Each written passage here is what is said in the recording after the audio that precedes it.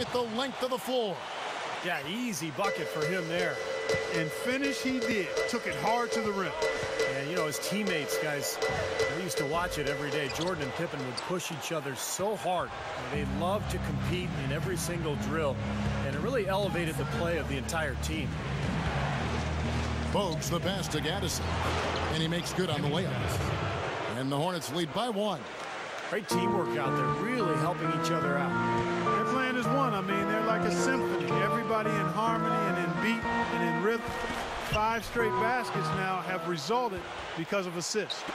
A lot of hands down there on the block. That's a tough position to be in offensively. Another block.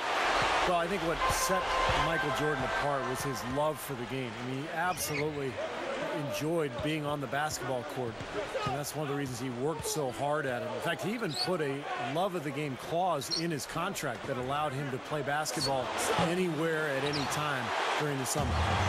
Now the Bulls with it. They haven't trailed by more than 7. Pippen for 3. That drops, and it comes off an assist from Jordan.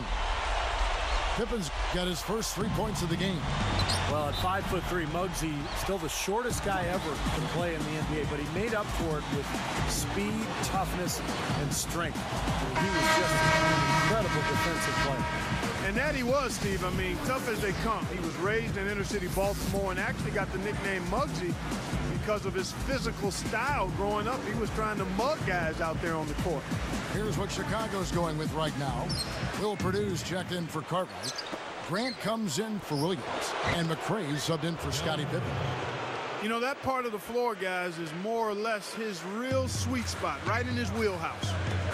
Jordan the pass to Purdue. Oh, and a nice defensive play to interrupt the alley-oop. Here's Mourning. Flushes it down to finish the break. You got to wonder about the effort defensively. They did not get back there. Yeah, you know what? A beautiful finish one way or the other, though.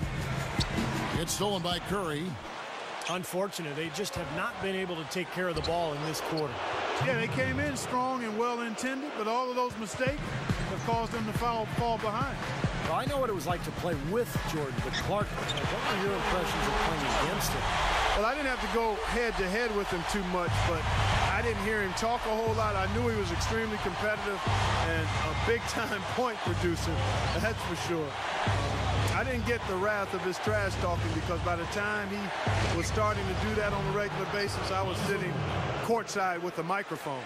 You can say anything you want about this guy. He's played well in every area. And you know what? That tells you what kind of game it's been for him. Well-rounded, highly productive in all areas. Here's Jordan, the fadeaway jumper, nailed by Michael Jordan. Well, and you love the way he searched for good shots all game long. Charlotte in the lead.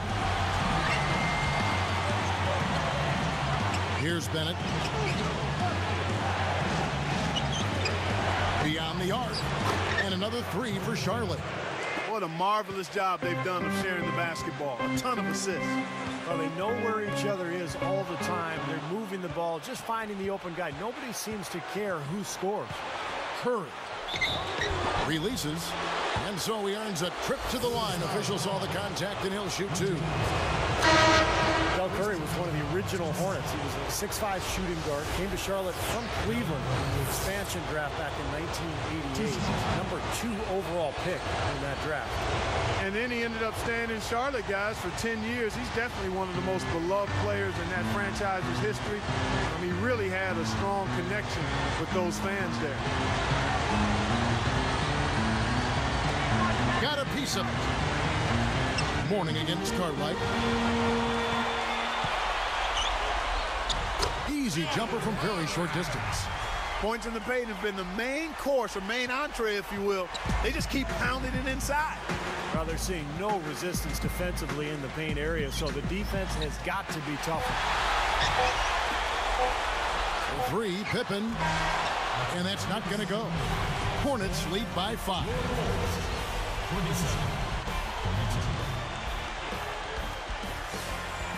Here we go now, the start of the third quarter, welcoming you back in a closely contested first half so far.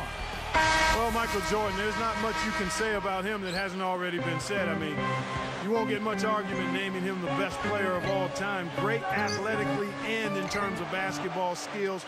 Some would say the greatest in any sport, 6 titles, and the most decorated player in NBA history. Brett is out there with Pippen. Then it's Cartwright. Then it's B.J. Armstrong. And it's Jordan in at the shooting guard position. So that's the 5 in the game for Chicago. There's the feed to Armstrong. Jordan kicks to Armstrong. Here's the 3.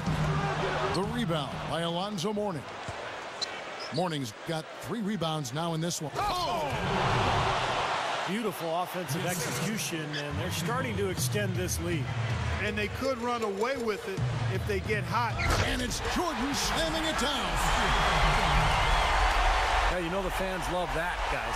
Michael could give them what they love. The 2 times he won the slam dunk contest in '87 and '88, he absolutely brought the house down. And stolen by Jordan. Jordan is such a skilled defender. I mean, how's this first stat? His 3rd year in the league, he had over 200 steals and 100 blocks. First guy ever to do that. To the inside. An emphatic alley-oop jam. Great lob, great catch, perfect execution on the alley-oop. And not just with any old finish either. The big stuff. Yeah, little something for everybody, Kevin. And the Hornets call time here. The Hornets were a very tough opponent for the Bulls in the 92-93 season. The Bulls won the season series, but it was close. It was 3-2. Yeah, and Charlotte matched up really well with them, guys. It was very much a strength-on-strength situation. I mean, the Hornets had pieces in all the right places to take on the Bulls and give them trouble during that season. Newman's checked in for Charlotte. Bogues dishes to Johnson. Over Grant. Oh! Up and down hard! A monster throwdown. Wow. Boom! You know, everybody's got a job to do. Each player has a role in clearing space under the boards. That's his. And then collecting on the second chance points, Clark. So important. And is he hard to handle in the paint. Just so strong in the attacks. What an offensive display he's putting on. And at this point, Steve, you got to put more pressure on him. Bring help and make him move the ball. Bogues against Armstrong. Lock at 6. Bogues the pass to Gill. It's 1 on the clock, and the jumper is good. He's got 13. This is some kind of performance we're seeing from him today. He has yet to miss a shot. Larry Johnson was just an absolute force when he entered the league. Hit the ground running in 1991-92. Averaged 20 points and 11 boards. Back to LJ, back to Larry Johnson. These Hornets took him #1 overall. He gave them just what they needed. Very, very tough scorer. Not only a tough physical presence, but tough-minded as well. Even though he was undersized, guys, he was terrific on the offensive glass and was an absolute beast down low, despite being only 6'5". Newman, the pass to Mourning. Passes to Newman. He's picked up by Pippen. Pass to Gill. Straight out of bounds on what looked like a really simple connection. Bulls trail by 4. Right side, Jordan. Outside for Pippen. He passes to Armstrong. Jordan inside. He's covered by Gill. And slam dunk by Jordan. There isn't anybody in the building that didn't appreciate that throwdown. Well, Steve, that's as fancy a finish as you could possibly get. A serious degree of difficulty on that one. Here's Bogues. Still looking to get on the scoreboard. I got to give it up to Muggsy. I mean, standing as small as he did, he just was so effective out there. A great defensive player. You know what? Even as a bigger guy myself, you got to have tremendous respect for Muggsy. I mean, he was so strong for his size that his height almost was an afterthought.